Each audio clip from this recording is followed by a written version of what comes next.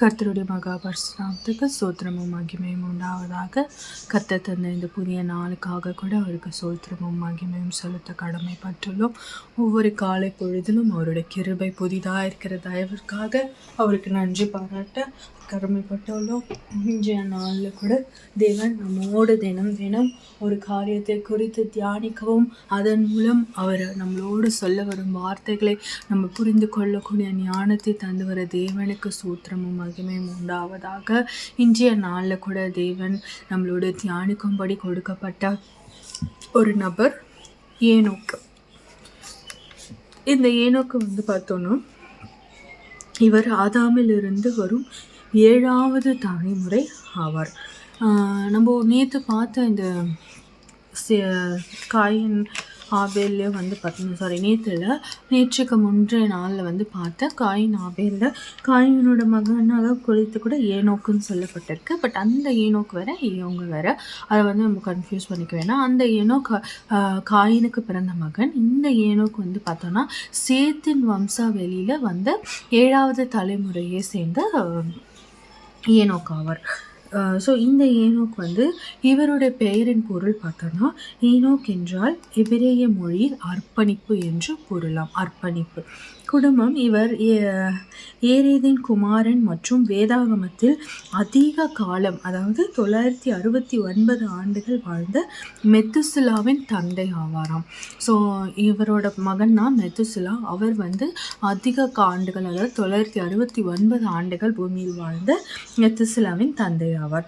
So இவர் வாழ்ந்த இந்த ஏனோக்கு வாழ்ந்த காலம் பற்றி பார்த்தோன்னா 65வது வயதில் திருப்புமுனை, அதாவது தன்னுடைய 65வது வயதில் மெத்துசிலா பிறந்தார். அவர் பிறந்த பின்பு ஏனோக்கு தீவிரமாய் தேவனுடன் சஞ்சரிக்க தொடங்கினாராம். இந்த சஞ்சரித்தல் என்பது ஒரு நண்பனை போல உறவாடுதல். நம்மளுக்கு தெரியும், அந்த காலத்தில் சபையோ இல்லை அவர்களுக்கு வேதாகமோ கிடையாது. ஸோ அவர்கள் தேவனோடு சஞ்சரித்தாராம். அவர் அன்றாட வாழ்வில் ஒரு நண்பரை போல ஐக்கியம் கொள்வதை போல தேவனோடு சஞ்சரித்தார். தன்னுடைய 65 வயது மெத்துசிலா பிறந்த பிறகு அவர் இதை செய்வதை பார்க்க முடிகிறது. 300 வருட பயணம். அவர் மொத்தம் 365 ஆண்டுகள் வாழ்ந்தார். அதில் கடைசி 300 ஆண்டு பார்த்தோம்னா தேவனோடு நெருக்கமான ஐக்கியத்தை இருந்தாராம்.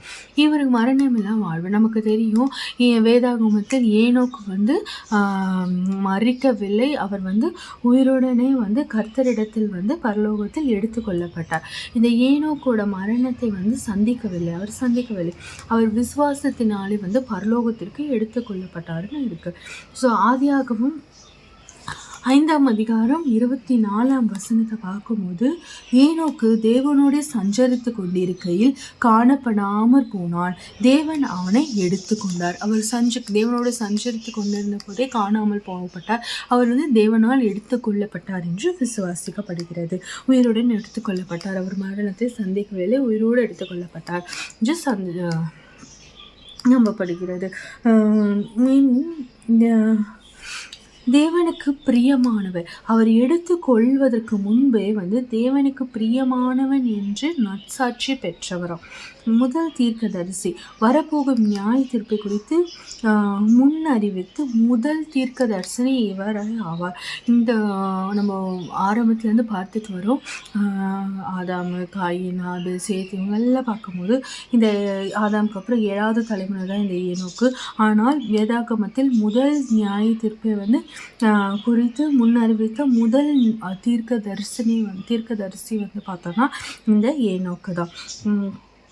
ஏனோக்கின் தீர்க்க தரிசனம் என்னன்னு பார்த்தோன்னா, ஏனோக்கு தன் காலத்தில் வாழ்ந்த பக்தி பாடற்ற மக்களை பார்த்து இந்த தீர்க்க தரிசனை கூறினாராம்.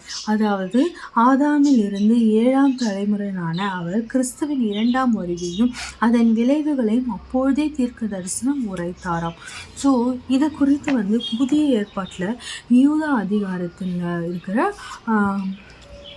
அதிகாரத்தில் 14-15 வசனத்தை வந்து நம்ம வாசித்து பார்ப்போமானால், ஆதாமுக்கு 7ஆம் தலைமுறையான ஏனோக்கும் இவர்களை குறித்து இதோ எல்லாருக்கும் நியாயம் தீர்ப்பு கொடுக்கிறதற்கும் அவர்களில் அவபக்தி உள்ளவர்கள் யாவரும் அவபக்தியாய் செய்து வந்த சகல அவபக்தியான கிரியைகளின் நிமித்தமும் தமக்கு விரோதமாய் அவபக்தி பாவிகள் பேசின கடின வார்த்தைகள் எல்லாவற்றின் நிமித்தமும் அவைகளை கண்டிக்கிறதற்கும் ஆயிரமான தமது பரிசுத்தவான்களோடே கூட கர்த்தர் வருகிறார் என்று முன்னறிவித்தானாம்.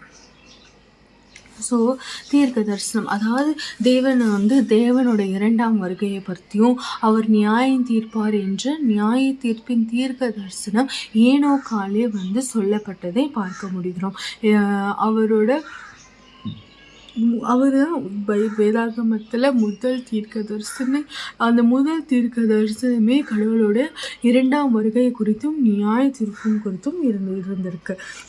ஆண்டவரின் வருகை, தேவன் தனியாக வரமாட்டார். அவர் 10,000 கணக்கான பரிசுத்தவான்களோடு, அதாவது தேவ தூதர்களோடு வருவார் என்பதை முன்னறிவித்தவர்.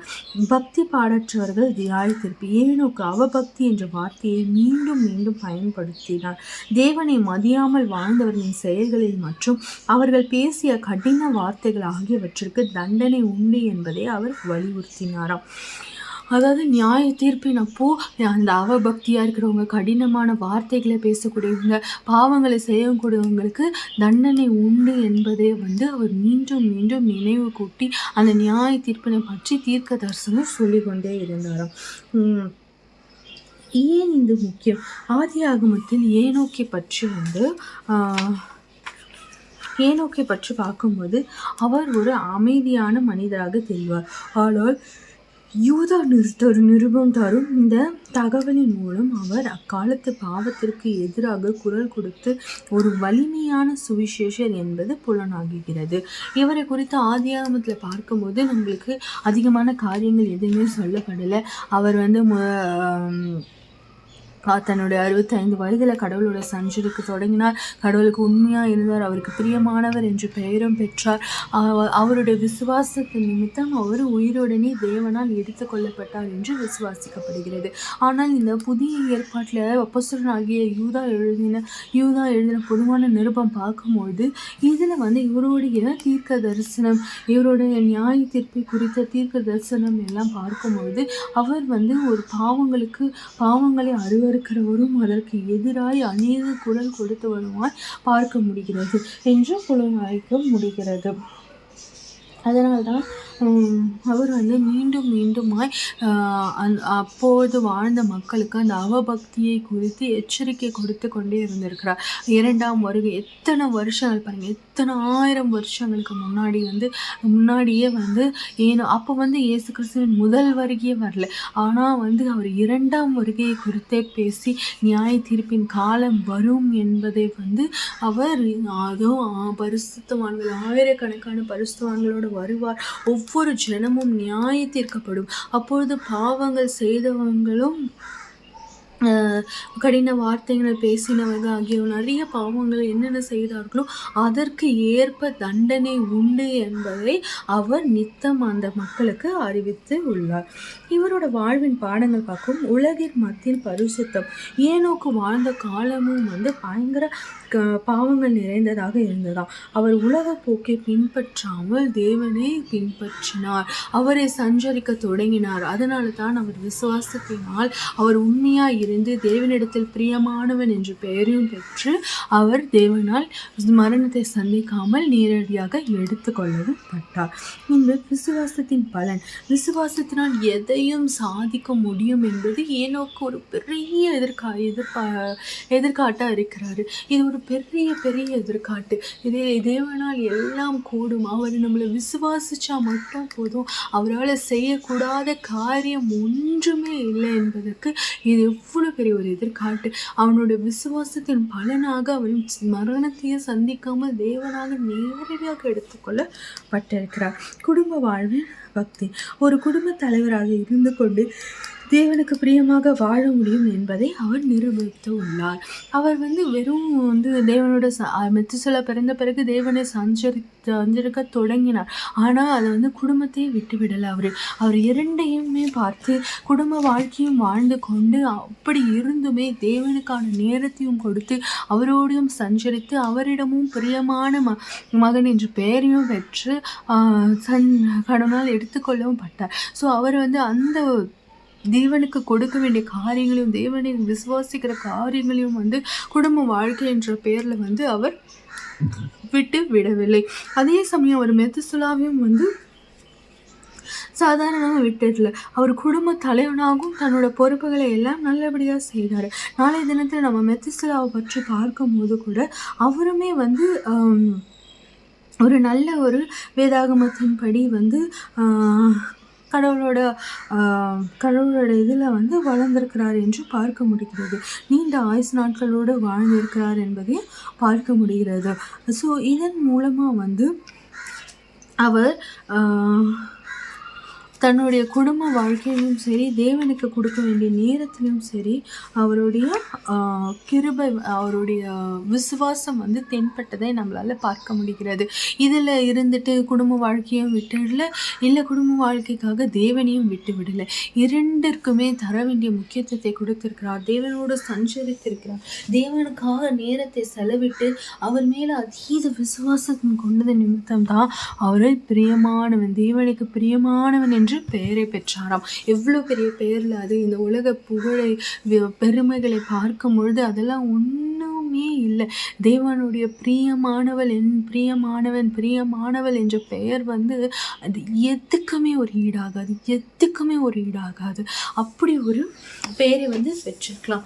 தேவனுடைய பிள்ளைகள் என்று எல்லாருமே பெயர் பெறலாம். ஏன்னா நம்ம எல்லாருமே அவங்களோட பிள்ளைகள் தான். ஆனால் அவருக்கு பிரியமான பிள்ளை என்ற பெயரை கடவுள் நமக்கு தருவதற்கு நம்ம உண்மையும் உத்தமமாக இருக்க வேண்டும். அவருக்கான நேரத்தை நமக்கு செலவிட வேண்டும். நம்மளை சுற்றி பாவம் இருந்தாலும் அந்த பாவத்தை நினையாமல் செய்யாமல் இருந்து கடவுளோடு சஞ்சரித்து கடவுளுக்காக நம்ம நேரத்தை செலவிட்டு கடவுளிடத்தில் விசுவாசமாய் அவர் சொல்படி கீழ்ப்படிந்து அவருக்கு பயந்து வாழ்வோமானால் நிச்சயமாய் நமக்கும் பிரியமானவள் என்று பெயரை கொடுக்க கடவுள் வல்லவராயிருக்கிறார். இந்த உலகத்தில் நம்ம PhD வாங்கினா கூட டாக்டரேட் வாங்கினா கூட அவ்வளோ பேர் வராதுங்க.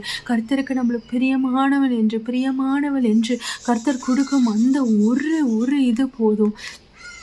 வேறு எதுவுமே தேவையில்லை. அதுவே ஒரு பெரிய ஒரு ஆசீர்வாதமாக இருக்கும். ஒரு பெரிய பெயராக இருக்கும். நம்மளுக்கு எவ்வளோ ஒரு ஆசீர்வாதங்கள் மத்தியிலும் தேவனுக்கு நம்ம பிரியமானவளாக இருப்பதே மேலான ஆசீர்வாதம் என்று நம்ம ஒருத்தரும் நினைக்க வேண்டும். அதுக்கு என்ன பண்ணணுன்றதை நம்ம தேவனிடத்தில் கேட்கணும். அந்த ஏனோக்கு தன்னுடைய நேரத்தை கடவுளோடு சஞ்சரித்தான், கடவுளோடு உரையாடினான், கடவுளோடு விசுவாசத்தோடு வாழ்ந்தா. அதே போல் நாமளும் இன்னைக்கு நம்மளோட நேரத்தை கடவுளுக்கு தருமா என்று நம்மளை நாமே சோதித்து பார்ப்போம். நமக்கு நிச்சயமாய் கடவுளுக்கான நேரத்தை கொடுக்கணும். நான் உங்களுக்கு சொல்றது போல தினம் உங்களோட காலை பொழுதுல முதல் மணி நேரத்தை கடவுளுக்காக கொடுங்க. அவரை துதிப்பதற்கும் அவரை ஆராதிப்பதற்கும் கொடுங்க. அதன் மூலம் நீங்கள் அவங்களுக்கு பிரியமானவங்களாய் மாற்றப்படுவீங்க, பிரியமான பிள்ளைகளாய் மாற்றப்படுவீங்க என்று விசுவாசிங்க. தேவனுக்காக நேரத்தை நம்ம கொடுக்கும்போது நம்ம தேவன் வேற எதையும் நம்ம கிட்ட இருந்து எதிர்பார்க்கல. வெறும் நம்ம அவருக்காக கொடுக்கிற நேரம், அவர் மேலே வைத்திருக்கிற விசுவாசம், அவர் மேலே வைத்திருக்கிற அன்பு, இதை மாத்திரம்தான் தேவன் எதிர்பார்க்கிறார். அவர் அதற்கு பதிலாய் தருவது என்ன தெரியுமா? அது நம்ம எண்ணியும் பார்க்க முடியாத அளவுக்கான அதிசயமான ஆசீர்வாதங்களை தேவன் தர வல்லவராக இருக்கிறார். நம்ம கொஞ்சோண்டு பண்ணால் போதுங்க, நம்மளுக்காக தேவன் அநேகமாய் அதிசயமாய் அவ்வளவாய் பண்ண அவர் காத்திருக்கிறார். நம் தேவன் எதையும் எதிர்பார்ப்பவர் அல்ல, அன்பை மாத்திரம் எதிர்பார்ப்பவர், விசுவாசத்தை மாற்றம் எதிர்பார்ப்பவர். அவரிடத்துல நம்ம டைம் ஸ்பெண்ட் பண்ணணும்னு மட்டும்தான் அவர் நினைப்பாரே தவிர வேற ஒன்றும் அவர் பெருசாக கேட்க போகிறது இல்லைங்க. இதை மாத்திரம்தான் கேட்குறாரு. இதே நம்ம கொடுக்கறதுக்கு எவ்வளோ நாள் ஆகும்? உலகத்தரமான காரியத்துக்கு, உலகத்தரமான வாழ்க்கைக்கு நம்ம எவ்வளோ நேரம் கொடுக்குறோம்? அதே நேரம் நமக்கு தேவனுக்கு கொடுக்குறோமா என்று நம்மளை நாமே என்று ஆராய்ந்து பார்ப்போம். ஏனோக்கை போல நம்மளாலையும் அப்பா நான் அவருக்கு பிரியமானவன் என்ற பெயரை வாங்க முடியுமா? யோசிச்சு பாருங்க. உங்களே நீங்கள் ஆராய்ந்து சோதித்தாருங்க. நாளை கூட தேவன் நம்மளுக்கு கொடுக்குற வார்த்தை இதுதான். நீ எனக்கு பிரியமான மகளாய் மாறி, நீ எனக்கு பிரியமான மகனாய் மாறி. அது ரொம்ப ஈஸியான ஒரு வழிங்க. அந்த வழியை நம்ம பின்பற்றினால் நிச்சயமாக நம்ம தேவனோட பிள்ளைகளாக இருப்போம். தேவனோட பிள்ளைகளாய் அல்ல, தேவனுக்கு பிரியமான பிள்ளைகளாக இருப்போம் என்று நம்ம இன்றைய நேரத்தில் உறுதிமொழி எடுப்போம். ஜெபிக்கலாமா? நேற்றும் இன்றும் மாறாத நல்ல தகப்பனே அப்பா, இது வந்து நல்ல வேலைக்காக ஜெபிக்கிறோம் அப்பா. இன்றைய நாளில் கூட நீர் எங்களோடு பேசின வார்த்தைகளுக்காக நன்றி அப்பா. ஏனாக்கை பற்றி பார்க்க வைத்து தியானிக்க வைத்திரே நன்றி அப்பா. இதோ அப்பா இந்த ஏனாக்கை போல அப்பா உமக்கு பிரியமான பிள்ளைகள் என்று நாங்கள் பெயரெடுக்க நீர் கிருபை பாராட்டுங்க ராஜா. அப்பா அதற்கு நாங்கள் என்ன செய்யணும்னு எங்களுக்கு கற்றுக் கொடுங்க அப்பா. உமை மீது நாங்கள் அன்பாய் இருக்கணும் ராஜா. அப்பா உமை அறிகிற அறிவை கொடுங்க, உமை கிட்டி சேர்கிற ஞானத்தை கொடுங்க, உமை பற்றி இன்னும் அறிகிற வாஞ்சியை கொடுங்க ராஜா. உமை மாத்திரம் நாங்கள் தொழுது கொண்டு உம்மிடத்தில் வாஞ்சி உள்ள பிள்ளைகளாக இருக்க கிருபை செய்யுங்க அப்பா. உமக்கான நேரத்தை நாங்கள் செலவிட்டு அப்பா ராஜா அப்பா பிதாவே என்று ஒவ்வொரு நாளும் உமை துதிக்கும் உதடுகள் எங்கள் வாயில் இருக்க கிருபை பாராட்டுங்க ராஜா. அதன் மூலம் தகப்பனே உமக்கு விசுவாசமாய் நாங்கள் வாழவும், உமக்கு பிரியமானதை செய்வதன் மூலமாய் உமக்கு பிரியமான பிள்ளைகளாக நாங்கள் இருக்காப்பா. எங்களை நீர் மாற்றி அருளுங்க, சுத்திகரித்தருளுங்க அப்பா. எங்களை நீர் பண்படுத்தி பயன்படுத்துங்க ராஜா. அப்பா நீர் எங்களை குறித்தப்பா நீ எனக்கு பிரியமானவன் என்று சாட்சி கொடுக்கும் பிள்ளைகளாய் நாங்கள் மாற்றப்படுகிற எங்கள் குறைகளை எடுத்து போட்டு அப்பா ஞானத்தினால் நிரப்பி அதை நிறைவாக்குங்க ராஜா. அப்பா நீர் ஒருவரே தேவன் அப்பா. உமை அஞ்சி அணுவேதும் அசையாதையா. உமை புகழ்ந்து பாட உமை துதிக்கிற துதியை எங்கள் வாய்களை நீர் கட்டளையிடுங்க ராஜா. அப்பா உமை மாற்றம் நினைத்து நாங்கள் இருக்கவும், உமக்கு பிரியமான காரியத்தை செய்யவும், உம்மோட பிள்ளைகளாய் உமக்கு பிரியமான பிள்ளைகளாய் எங்களை மாற்றி அப்பா இந்த நாள் முதல் கொண்டு உமக்கு பிரியமான பிள்ளைகள் என்று நாங்கள் பெயர் எடுக்கும்படியாய் நாங்கள் எங்கள் வாழ்க்கையை எடுத்துக்காட்டாய் வாழ எங்களை நீ பயன்படுத்தி தெளிந்த புத்தியோடும் ஞானத்தோடும் வழிநடத்தமாய் ஜெபிக்கிறேன் அப்பா. நாள் முழுவதும் எங்களோடு இருங்க, வழிநடத்துங்க, ஆசீர்வதிங்க, பலப்படுத்துங்க. மீட்பெரும் ரட்சகருமாக இயேசு கிறிஸ்துவின் ஜெபத்தில் நன்றியோடு நல்ல தகப்பனே. ஆமீன் ஆமீன்.